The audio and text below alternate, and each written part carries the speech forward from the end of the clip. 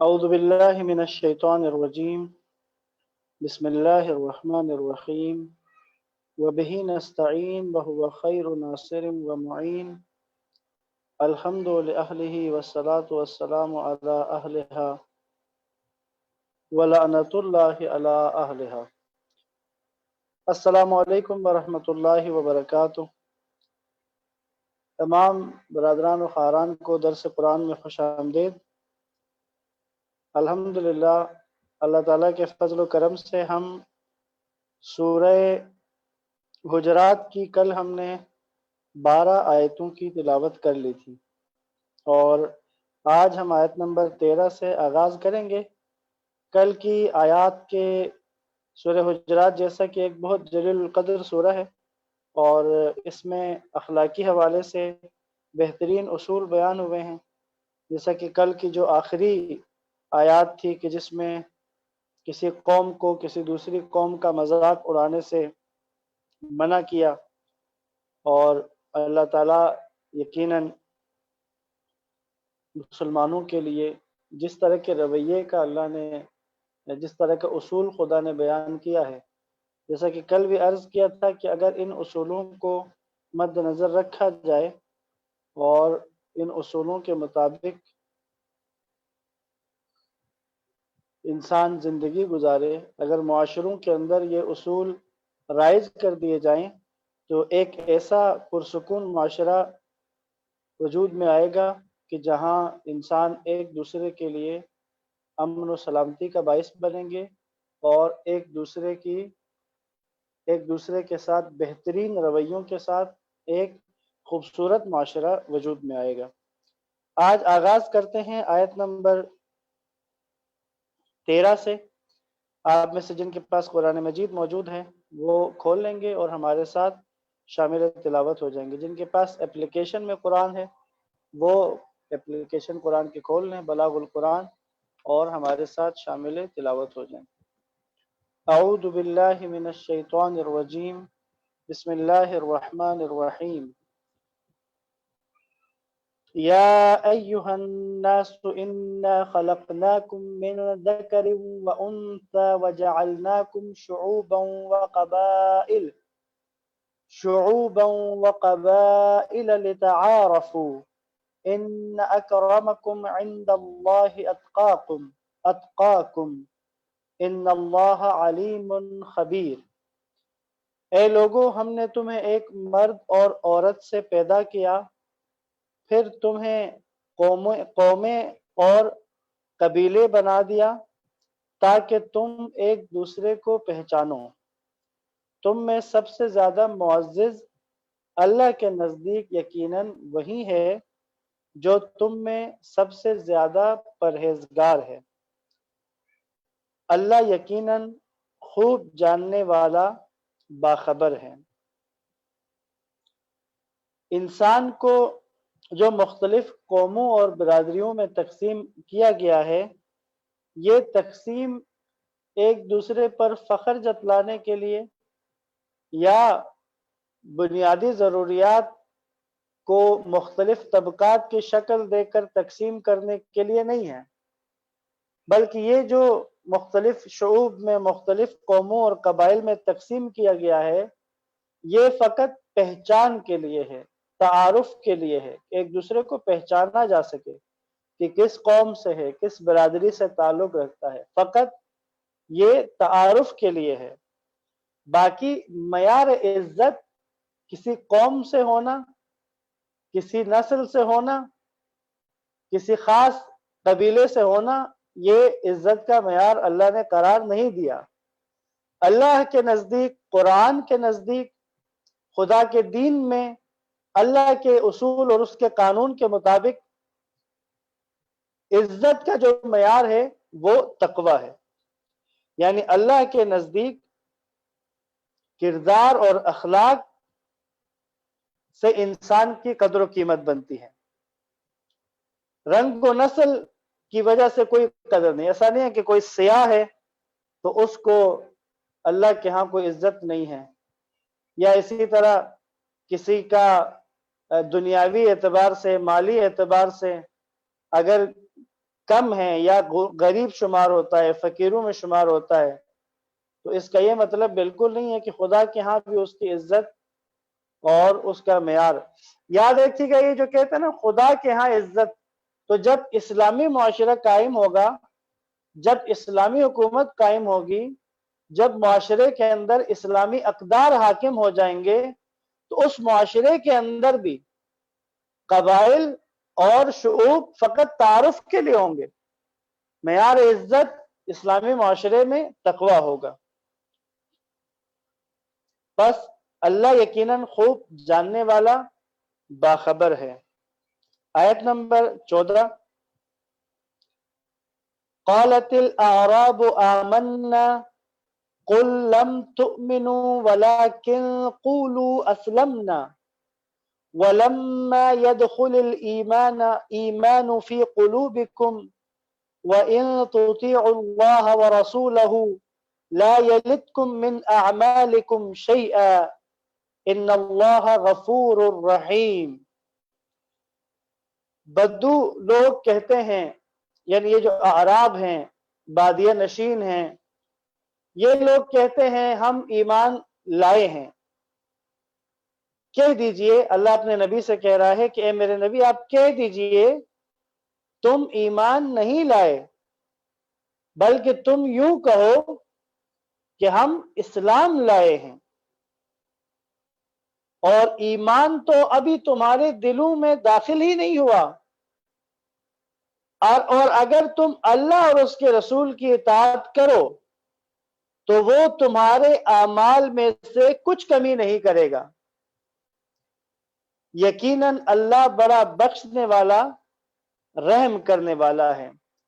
اس آیت میں ایمان اور اسلام کا عنوان کے حساب سے، معنی کے حساب سے ایک فرق بیان ہوا ہے.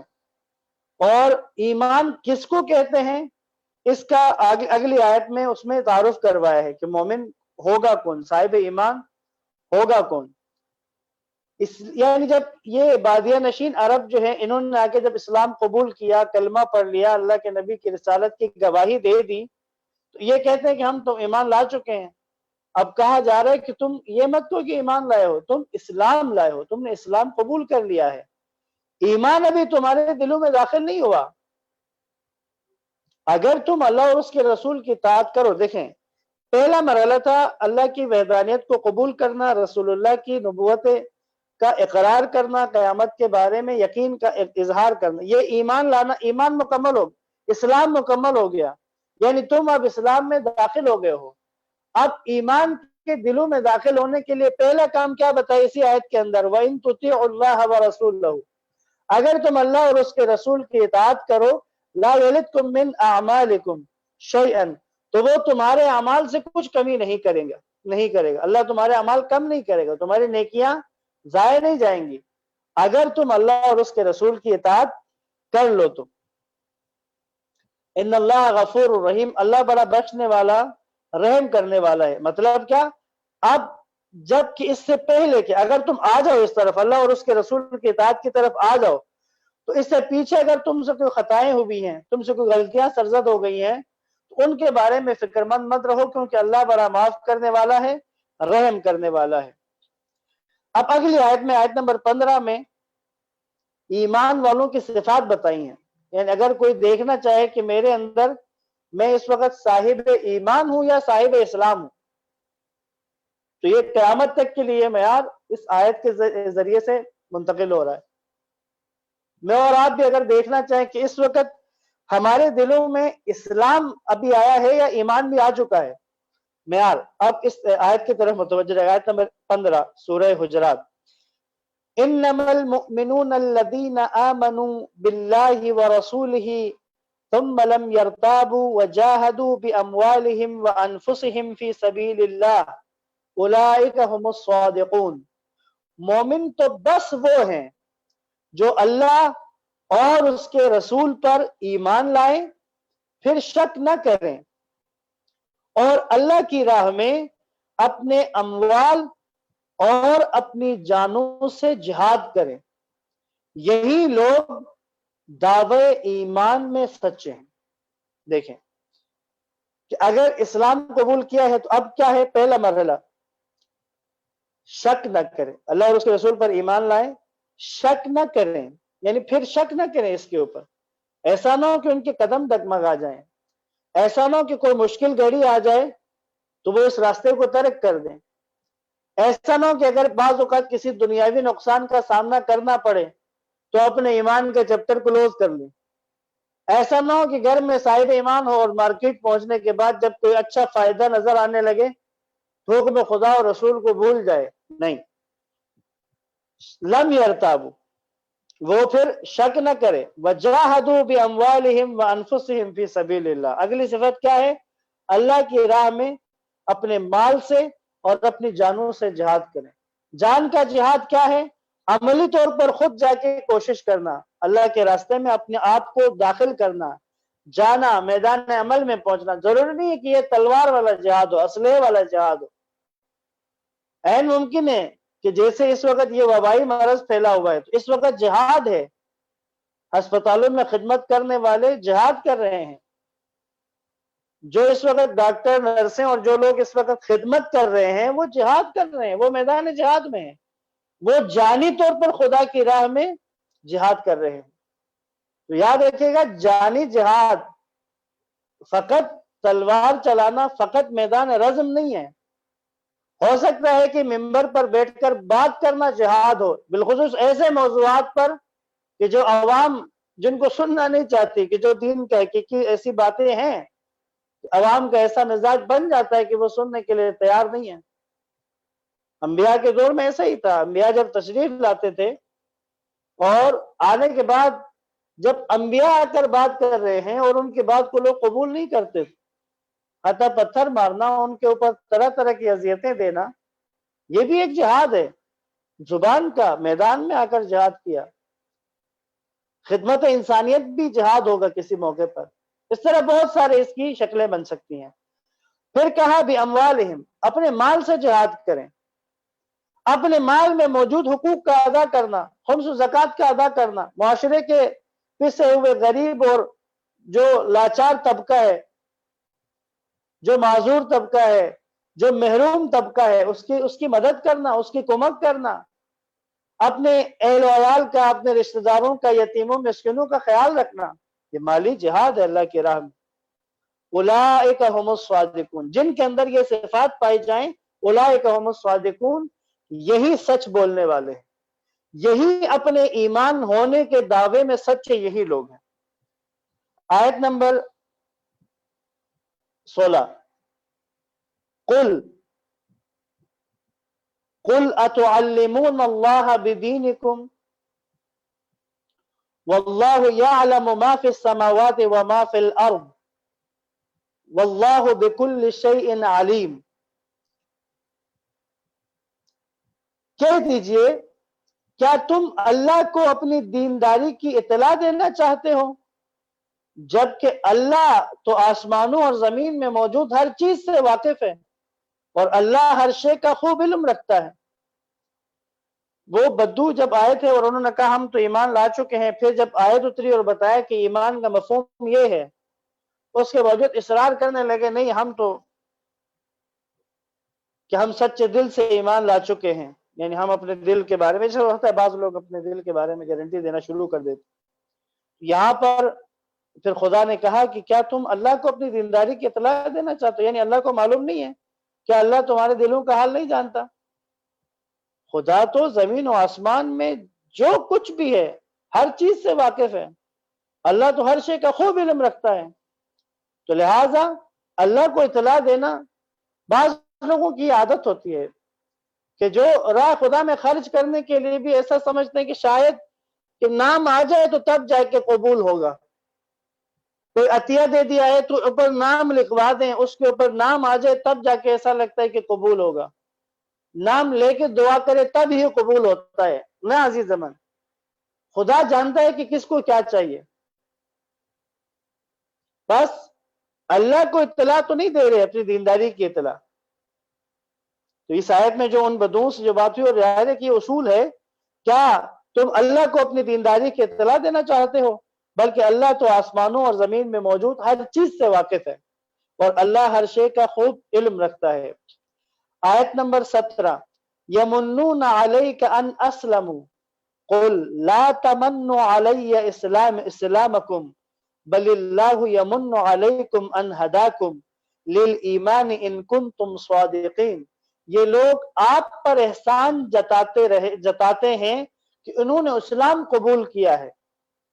کہہ دیجئے مجھ پر اپنے مسلمان ہونے کا احسان نہ جتاؤ، بلکہ اگر تم سچے ہو تو اللہ کا تم پر احسان ہے کہ اس نے تمہیں ایمان کی ہدایت دی ہے۔ یاد رکھیں کہ اگر کوئی ایمان لایا ہے تو کوئی احسان نہیں ہے، جیسا کہ وہ کہ تم ایمان، بدوں کہتا ہے کہ تم ایمان لائے ہو تو تم رسول اللہ پر احسان نہ جتاؤ کہ تم نے اسلام قبول کیا ہے، بلکہ اگر تم سچے ہو، اگر تمہیں اس ایمان کے بارے میں پتہ ہے، تم اس ایمان کی اہمیت کا تمہیں اندازہ ہے، اسلام کے اہمیت کا اندازہ ہے، تم اگر ان چیزوں کو سمجھتے ہو تو پھر یہ تو اللہ کا تم پر احسان ہے کہ اس نے تمہیں ایمان کی ہدایت دی ہے۔ یاد رکھیں معاشرے میں میرے اور آپ کے درمیان بعض اوقات کیا ہوتا ہے، دین کی کوئی چھوٹی موٹی خدمت کرنے کے بعد بندہ احسان جتانا شروع کر دیتا ہے، کسی دینی ادارے کی خدمت کر کے احسان جتانا شروع کر دیتا ہے کہ میں نے تو یہ کیا ہے، میں نے تو ان کے لیے یہ کیا ہے، فلاں کام کیا ہے، اتنے پیسے دے دیے ہیں، اتنا کام کیا ہے، بڑی خدمتیں کی ہیں۔ عزیز، اللہ پر کوئی احسان نہیں ہے، رسول اللہ پر کوئی احسان نہیں ہے۔ اگر تو سچے ہو، اگر تم اپنے صاحب ایمان ہونے کے دعوے میں سچے ہو تو پھر یہ اللہ کا تم پر احسان ہے کہ اس نے تمہیں ایمان کی ہدایت دی ہے۔ آیت نمبر 18 آخری آیت ہے سورہ حجرات کی، ان اللہ یعلم غیب السماوات والارض واللہ بصیر بما تعملون۔ بتحقیق اللہ آسمانوں اور زمین کی پوشیدہ باتوں کو جانتا ہے اور جو کچھ تم کرتے ہو اس پر خوب نگاہ رکھنے والا ہے۔ اللہ آسمان اور زمین کی پوشیدہ باتیں جانتا ہے اور جو کچھ تم کرتے ہو اللہ اس پر خوب نگاہ رکھنے والا ہے۔ اگر سوچیں ہمارے دلوں میں یہ بات نقش ہو جائے کہ جو کچھ میں کرتا ہوں اس پر اللہ نگاہ رکھنے والا ہے، تو پھر زندگی کا جو رخ ہے وہ کس قدر سیدھا ہو جائے گا، کس قدر پرسکون ہو جائے گا۔ انسان پھر گناہ کی طرف نہیں جائے گا، پھر نافرمانی کی طرف نہیں جائے گا۔ جس قدر اعتبار اس بات پر آئے، جس قدر ایمان اس بات کی طرف آئے کہ اللہ خوب نگاہ رکھنے والا ہے، اس کے بارے میں جو ہم کر رہے ہیں، جو بھی ہم انجام دیں گے، اللہ اس کو خوب جانتا ہے، اس پر خوب نگاہ رکھتا ہے۔ سورہ حجرات کا یہاں پر اختتام ہوتا ہے۔ اگلی سورت سورہ قاف ہے، آغاز کرتے ہیں اس کی تلاوت کا۔ غالباً اس سورت میں 45 آیات ہیں، تو انشاءاللہ ہم آغاز کرتے ہیں تلاوت کا۔ بسم اللہ الرحمن الرحیم، قاف والقرآن المجید۔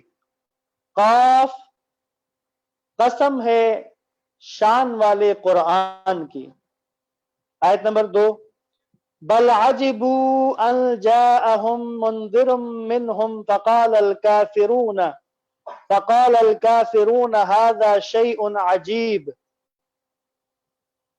بلکہ انہیں اس بات پر تعجب ہوا کہ خود انہی میں سے ایک تنبیہ کرنے والا ان کے پاس آیا تو کفار کہنے لگے یہ تو ایک عجیب چیز ہے۔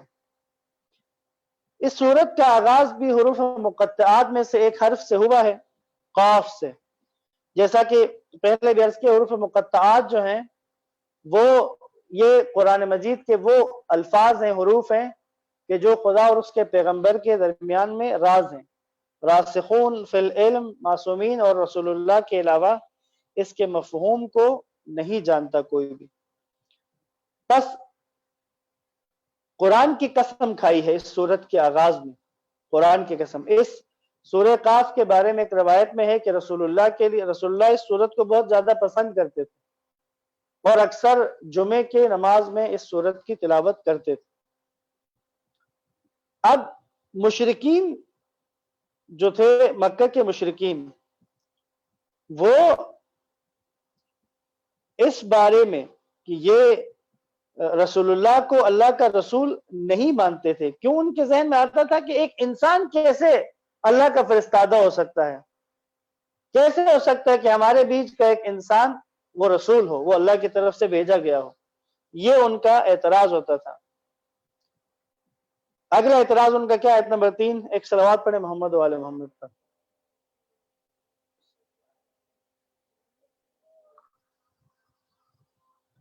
آیت نمبر 3 میں ہے اَإِذَا مِتْنَا وَكُنَّا تُرَابًا ذَلِكَ رَجْعٌ بَعِيدٌ، کیا جب ہم مر کر مٹی ہو جائیں گے پھر زندہ کیے جائیں گے؟ یہ واپسی تو بہت بعید بات ہے. اَإِذَا مِتْنَا وَكُنَّا تُرَابًا، جب ہم مر جائیں گے، فوت ہو جائیں گے، وَكُنَّا تُرَابًا، اور ہم مٹی ہو جائیں گے، ذَلِكَ رَجْعٌ بَعِيدٌ، یہ واپسی بہت بعید بات ہے، یعنی ایسی بات ہے کہ نہیں ہونے والی لگتی ہے. یعنی ان کا یہ دوسرا اعتراض یہ تھا کہ جب رسول اللہ بتاتے تھے کہ مرنے کے بعد دوبارہ زندہ کیے جائیں گے تو اس پر اظہار تعجب کرتے تھے. آیت نمبر 4. قد علمنا ما تنقص الارض منهم وعندنا کتاب حفیظ، زمین ان کے جسم میں سے جو کچھ کم کرتی ہے اس کا ہمیں علم ہے، اور ہمارے پاس محفوظ رکھنے والی کتاب ہے. یعنی اگر کسی انسان کے بدن کو جب مرنے کے بعد جب وہ زمین میں اس کو دفن کیا جاتا ہے تو زمین اس کے جسم میں سے جو جو کم کر دیتی ہے، جیسے وہ گل سڑ جاتا ہے، اگر وہ ہڈیوں میں تبدیل ہو جاتا ہے، پھر وہ ہڈیاں بھی ریزہ ریزہ ہو جاتی ہیں اور اس قبر کا نشان بھی مٹ جاتا ہے، بعد میں وہاں کوئی آبادی بن جاتی ہے، سب کچھ ختم ہو جاتا ہے. تو یہ ایسا نہیں ہے کہ کہیں پہ محفوظ نہیں ہے، کہیں پہ معلومات جمع نہیں ہے، کہیں پہ اس کے بارے میں ساری معلومات موجود نہیں ہے. نہیں، اللہ کیا فرما رہے ہیں؟ وَعِندَنَا كِتَابٌ حَفِيظٌ قَدْ عَلِمْنَا، اللہ نے کہا کہ ہمیں اس کا علم ہے اور ہمارے پاس محفوظ رکھنے والی کتاب ہے. ہمیں علم اور ہمیں محفوظ رکھا ہے کہ ہر انسان کہ جس کو قیامت کے روز زندہ کیا جائے گا اس کے بدن کے ذرات زمین میں کہاں کہاں پر ہیں، اور جب حکم خدا ہوگا تو وہ سارے جمع ہو جائیں گے. آیت نمبر 5. بل کذبوا بالحق لما جاءهم فهم في امر مریج، بلکہ جب حق ان کے پاس آیا تو انہوں نے اسے جھٹلایا، اب وہ ایک الجھن میں مبتلا ہے. یعنی اصل میں انہوں نے حق کو جھٹلایا ہے. یہ ساری جو الجھن ہے، یہ جو ساری ان کو سمجھ نہیں آتی ہے، قیامت کی سمجھ نہیں آتی ہے، بنیاد کیا ہے؟ وہ ہے حق کو جھٹلانا. آیت نمبر 6. اب مزید خدا اس کو کھول کے بیان کریں. آیت نمبر 6. افلم ينظروا الى السماء فوقهم كيف بنيناها وزيناها وما لها من فروج، کیا ان لوگوں نے اپنے اوپر آسمان کی طرف نہیں دیکھا؟ ہم نے اسے کس طرح بنایا اور مزین کیا، اور اس میں کوئی شگاف بھی نہیں ہے.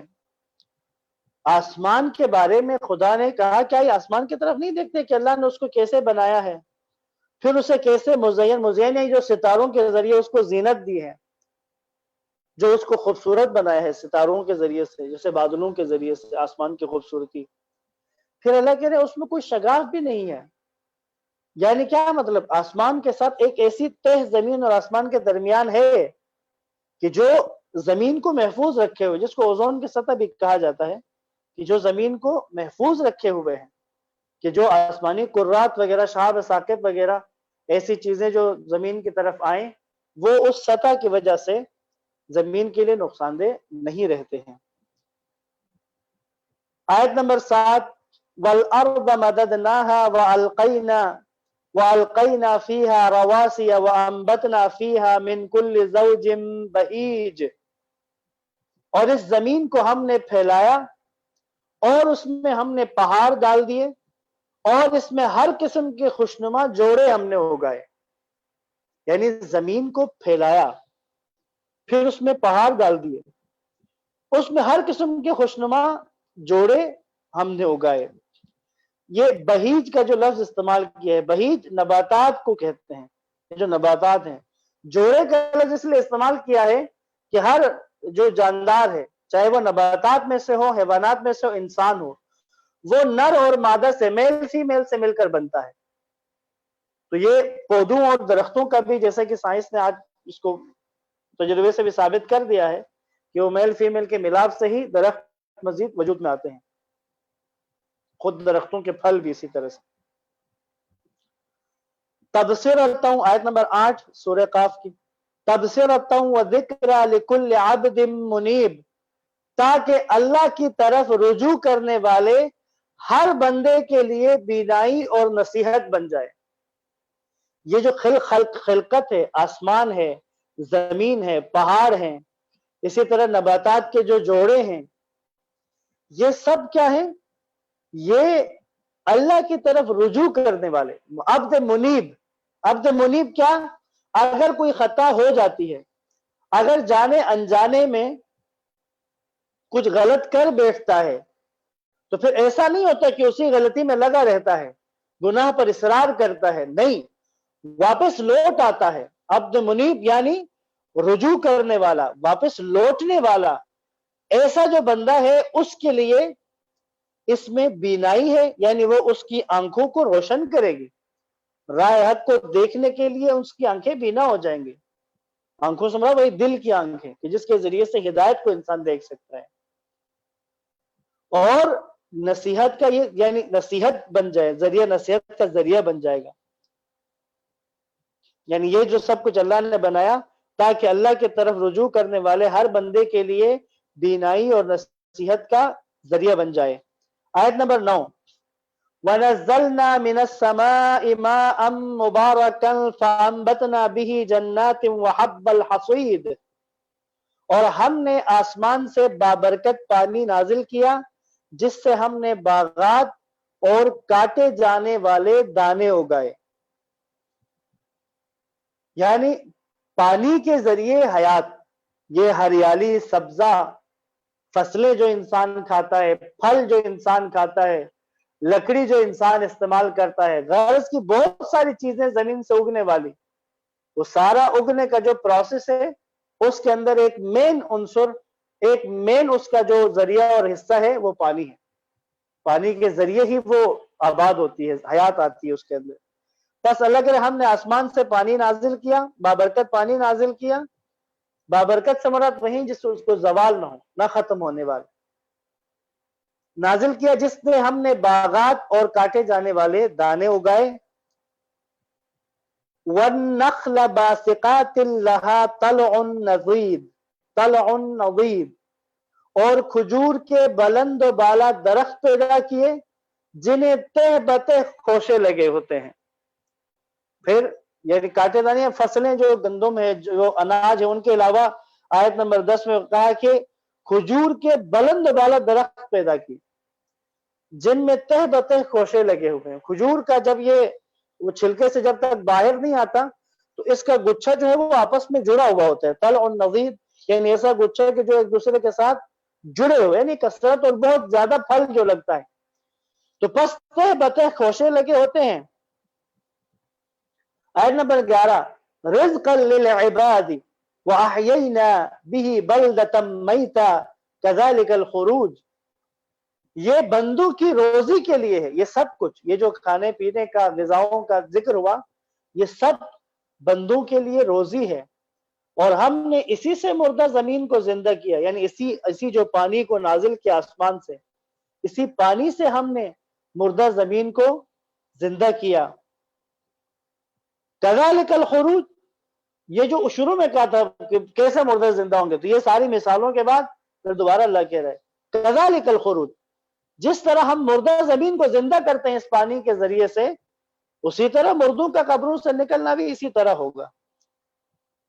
اب پھر رسول اللہ کو جب یہ لوگ جھٹلاتے ہیں، جب یہ لوگ انکار کرتے ہیں، جب یہ لوگ ایمان نہیں لاتے ہیں، تو یہاں خدا نے پھر اپنے نبی کی تسلی کے لیے کہ یہ ایسا نہیں ہے کہ پہلی دفعہ کسی نبی کو جھٹلایا جا رہا ہے۔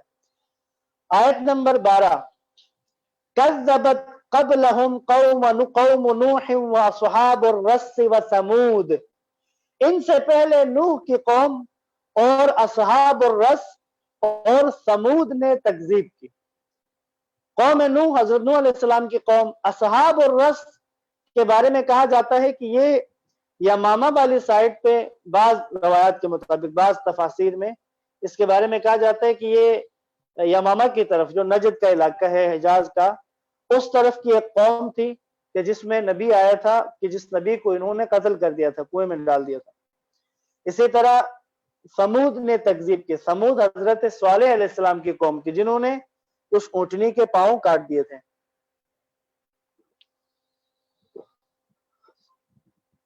آیت نمبر 13، وعاد وفرعون واخوان لوط، اور عاد اور فرعون اور برادران لوط نے بھی۔ عاد سے مراد حضرت ہود علیہ السلام کی قوم، فرعون مصر، وہیں موسیٰ علیہ السلام کے مقابلے میں جو تھا۔ اخوان لوط، لوط کے برادران، لوط کے بھائیوں نے، لوط علیہ السلام پیغمبر ہیں، ان کے بھائیوں نے، کیا مطلب؟ قرآن مجید نے انبیاء کا ان کی امت کے ساتھ جو رشتہ بتایا وہ بھائی کا کہا ہے۔ وَأَرْسَلْنَا إِلَىٰ عَادٍ أَخَاهُمْ هُودًا، ہم نے قوم عاد کی طرف ان کے بھائی ہود کو بھیجا۔ وَإِلَىٰ ثَمُودٍ أَخَاهُمْ صَالِحًا، جیسے سمود کی طرف ان کے بھائی صالح کو بھیجا، چونکہ نبی کو ان کی قوم کا بھائی کہا ہے، لہٰذا یہاں پر برادران لوط کا، یعنی لوط کی قوم۔ آیت نمبر 14، وَأَصْحَابُ الْأَيْكَةِ وَقَوْمُ تُبَّعٍ كُلُّ كَذَّبَ الرُّسُلَ فَحَقَّ وَعِيدٍ، اور ایکا والے، اصحاب الایکا، یہ جو ایکا ہے یہ حضرت شعیب علیہ السلام کی قوم ہے۔ ایکا درختوں کے گھنے کسی ایک جھنڈ کو کہا جاتا ہے، یعنی درخت، بہت زیادہ درخت ہوں، گھنے درخت ہوں، اور اس علاقے کو ایکا کہا جاتا ہے۔ تو قوم شعیب علیہ السلام میں سے ایک حصہ ایسا تھا کہ جو ایسے علاقے میں رہائش پذیر تھا۔ وَقَوْمُ تُبَّعٍ، تُبَّع یمن کے بادشاہوں کو کہا جاتا تھا۔ یمن میں ایک بادشاہوں نے حکومت کی جن کو تبع کہا جاتا تھا، تبعے یمن جو کہتے ہیں، جن میں سے ایک جو نیک بھی تھا جس کا قرآن میں ذکر بھی آیا ہے۔ قوم تبع، یمن کی قوم، کل کذب الرسل، سب نے رسولوں کو جھٹلایا، فحق کا وعید، تو میرا عذاب لازم ہو گیا ان پر۔ یعنی اے میرے نبی، اگر یہ تجھے جھٹلا رہے ہیں، یہ قریش مکہ تجھے جھٹلا رہے ہیں، قیامت تک آنے والے لوگ، یعنی رسول اللہ کی نبوت کا جو بھی انکار کر رہا ہے، قیامت تک آنے والے تعلیمات رسول کا جو انکار کر رہا ہے، اللہ کے رسول کی دی ہوئی تعلیمات کو اگر کوئی جھٹلا رہا ہے، تو اے میرے حبیب، تجھ سے پہلے بھی ان تمام انبیاء کو جھٹلایا گیا، اور جب انبیاء کو جھٹلایا جاتا تھا، انبیاء کی تعلیمات کو قبول نہیں کیا جاتا تھا، تو پھر کیا تھا ان کے ساتھ؟ وہی فحق کا وعید، تو میرا عذاب لازم ہو گیا، ان پر میرا عذاب لازم ہو گیا۔ آیت نمبر 15، افعینا بالخلق الاول بل ہم فی لبس من خلق جدید۔ اب اللہ سوال کر رہا ہے، کیا ہم پہلی بار کی تخلیق سے عاجز آ گئے تھے؟ بلکہ یہ لوگ نئی تخلیق کے بارے میں شک میں پڑے ہوئے ہیں۔ اللہ سوال کرے جس وقت پہلا ان کو پیدا کیا ہے، جیسے اور قرآن کی جگہوں پر ہے کہ تم کچھ بھی نہیں تھے، تم تھے ہی نہیں، خدا نے تمہیں وجود بخشا ہے، خدا نے تمہیں پیدا کیا ہے، تمہیں اس دنیا میں لے کے آیا ہے۔ تو جس خدا نے پہلی دفعہ خلق کیا ہے، اس کو پہلی دفعہ خلق کرنے میں، پیدا کرنے میں کوئی دشواری پیش نہیں آئی ہے، تو کیا اس کے لیے دوبارہ نئی تخلیق کرنے میں کون سی مشکل ہے؟ کیوں نئی تخلیق کے بارے میں شک کر رہے ہیں؟ یعنی وہ جس ذات نے اپنی قدرت کاملہ سے اس کائنات کو پیدا کیا، وہ اس قسم کی ایک اور کائنات کو پیدا نہیں کر سکتی؟ کیا وہ اپنی بنائی ہوئی چیز کو توڑ کر دوبارہ نہیں بنا سکتی؟ یہ دلیل ہے، لیکن صاحبان عقل کے لیے یقین ہے۔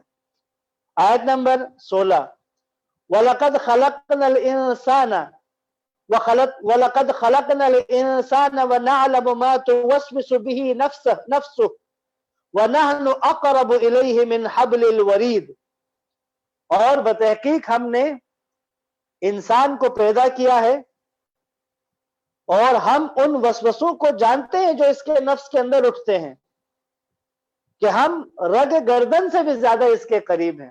اے انسان، جو تمہارے اندر کے وسوسے ہوتے ہیں اللہ ان کو بھی جانتا ہے۔ خدا کو علم ہے ان وسوسوں کے بارے میں بھی کہ جو تمہارے دلوں میں، تمہارے سینوں کے اندر اٹھتے ہیں۔ کیوں؟ کیونکہ خدا شہرگ سے زیادہ اس کے قریب ہے۔ بندے انسان کے، اللہ کی قربت انسان کے ساتھ کتنی ہے؟ شہرگ سے بھی زیادہ قریب ہے۔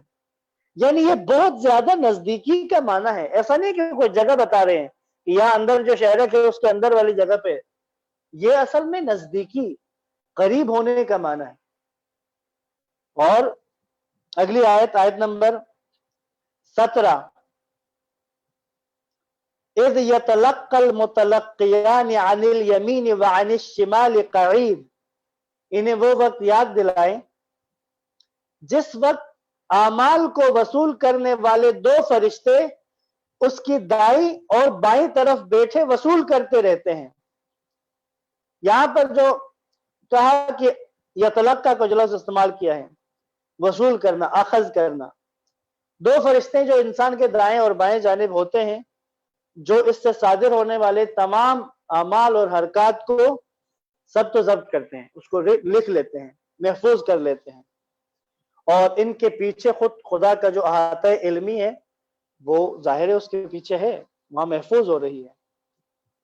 یعنی انسان کے ساتھ ایسے دو فرشتے خدا نے مقرر کیے ہیں کہ جو انسان کے اعمال کو محفوظ کر رہے ہیں۔ اور جو روایت میں آتا ہے کہ ایک طرف کا فرشتہ نیکیوں کو محفوظ کر رہا ہے اور ایک طرف کا فرشتہ اس کی برائیوں کو اور برے اعمال کو محفوظ کر رہا ہے۔ آیت نمبر 18، ما یلفظ من قول الا لدیہ رقیب عتید، انسان کوئی بات زبان سے نہیں نکالتا مگر یہ کہ اس کے پاس ایک نگران تیار ہوتا ہے۔ یعنی جو بات بھی تم زبان سے نکالتے ہو اس پر کوئی نگران ہے، کوئی نگرانی اس پر کرتا ہے۔ یعنی دیکھیں فرشتے تو مامور ہیں، اس کے علاوہ بھی خدا کی نگرانی موجود ہے۔ جو ایک زبان سے ایک لفظ بھی نکال رہا ہے تو پھر بھی وہ اس کے لیے نگران ہے جو تیار ہے اس کے سامنے۔ آیت نمبر 19، اب زندگی اسی طرح اللہ کے نظر کے سامنے ہے، پوری نگرانی کے ساتھ تمہاری زندگی گزر رہی ہے۔ آیت نمبر 19 میں وَجَاءَتْ سَكْرَةُ الْمَوْتِ بِالْحَقِّ ذَلِكَ مَا كُنْتَ مِنْهُ تَحِيدُ، اور موت کی غشی حقیقت بن کر آ گئی، یہ وہی چیز ہے جس سے تو بھاگتا تھا۔ یعنی سکرات موت کہ جس سے تو بھاگتا تھا وہ آ گئی۔ سکرات موت کیا ہے؟ موت کے دوران انسان کے اوپر جو ایک غشی سی طاری ہوتی ہے کہ وجود پر موت کے اثرات شروع ہو جاتے ہیں، تو اس غشی والی کیفیت کو سکرات موت کہتے ہیں۔ اور اللہ کہہ رہا ہے آیت نمبر 19 میں موت کی غشی حقیقت بن کر آ گئی، یہ وہی چیز ہے جس سے تو بھاگتا تھا۔ اس بارے میں سکرات موت کے بارے میں ایک روایت تھی کہ جو واقعی لرزا دینے والی تھی، تو میں چاہ رہا تھا کہ وہ روایت آپ کے سامنے پیش کر لوں۔ امیر المؤمنین علیہ الصلوۃ والسلام فرماتے ہیں سکرات موت کے بارے میں، پوری توجہ فرمائیے گا۔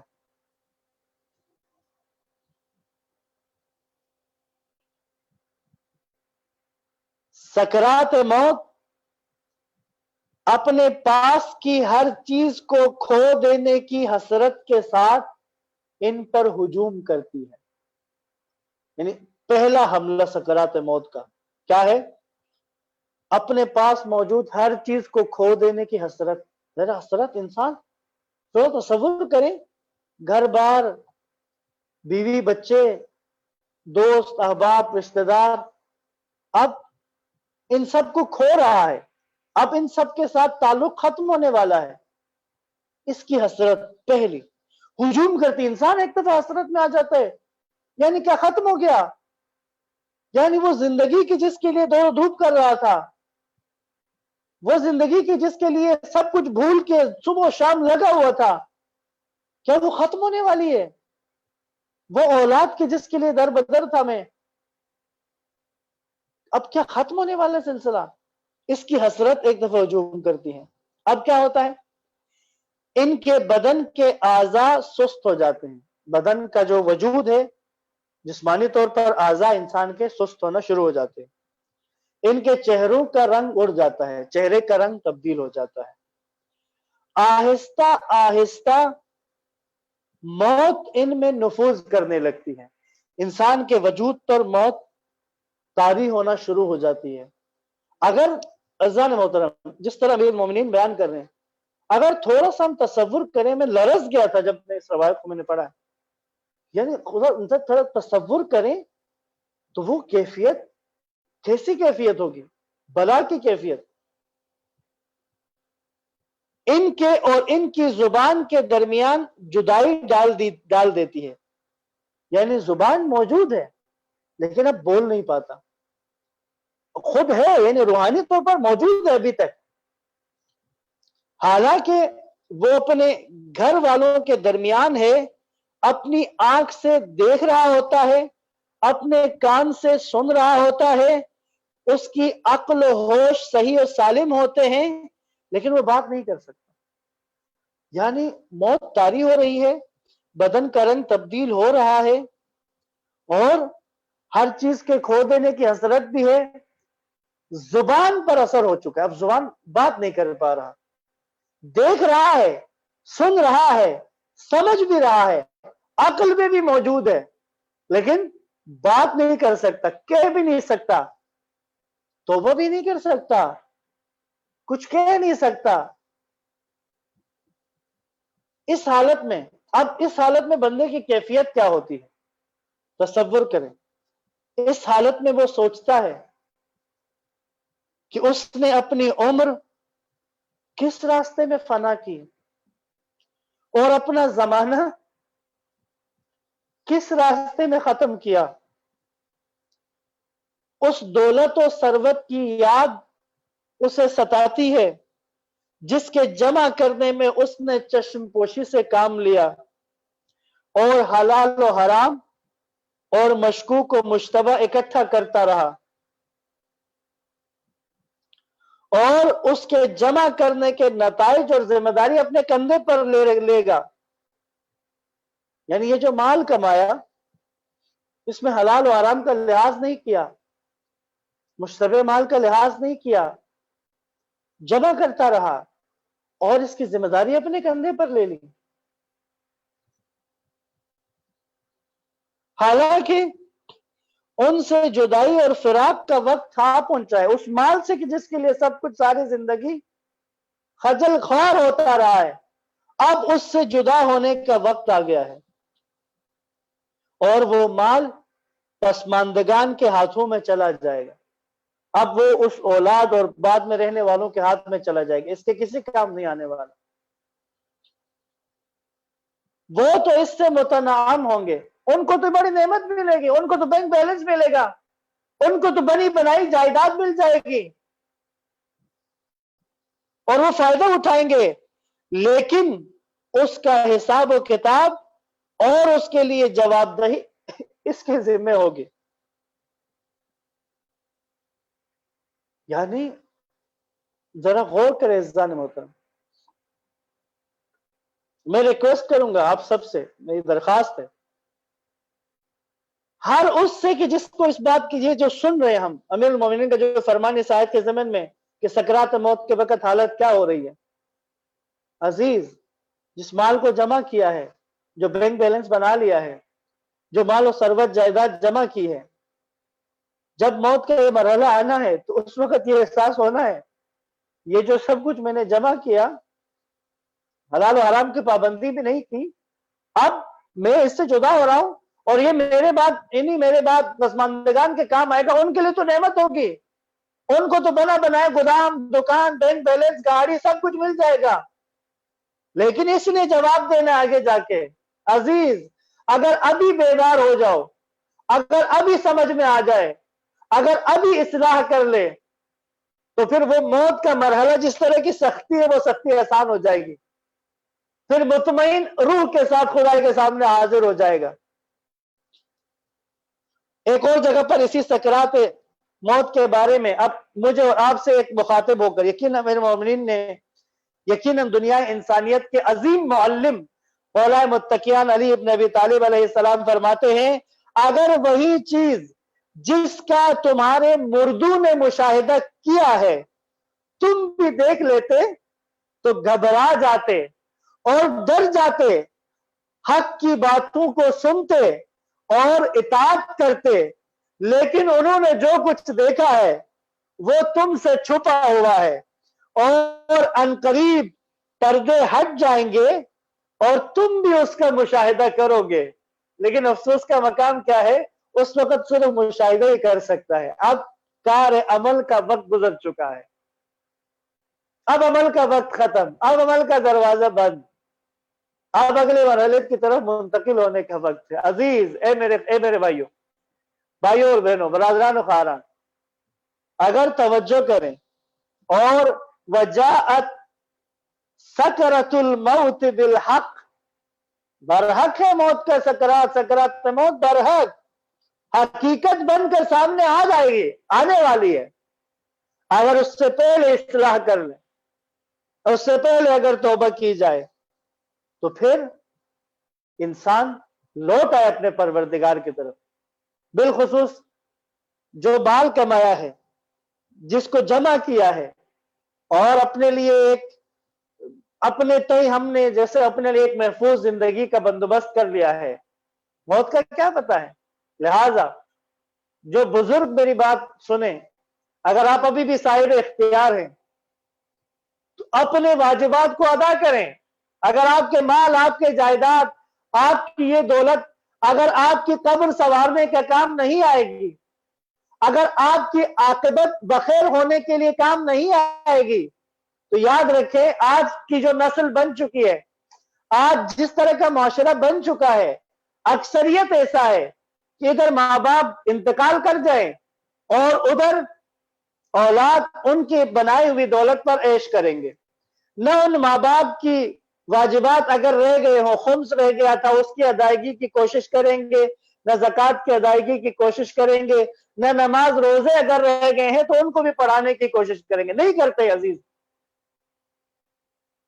لہذا اس طرف متوجہ رہیں، اور وہ ہم میں سے وہ لوگ کہ جن کے ماں باپ نے یا جن کے ان سے پہلے کے لوگوں نے ان کے لیے دولت اور ان کے لیے جائیداد بنا کر چھوڑ دیے، اور ہم ان کی دولت اور ان کی جائیداد میں آرام سے فائدہ اٹھا رہے ہیں، اپنی زندگی پرسکون گزار رہے ہیں، اور ان کو فراموش کر دیا ہے کہ جنہوں نے یہ سب کچھ کیا تھا۔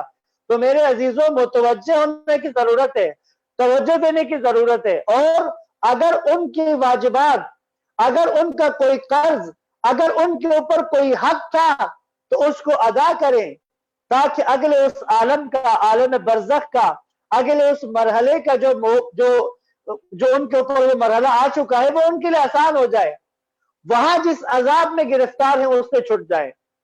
لہذا وہ اولاد کہ جن کا باپ اس دنیا سے گزر چکا ہے، توجہ کریں، ڈھونڈیں، تلاش کریں۔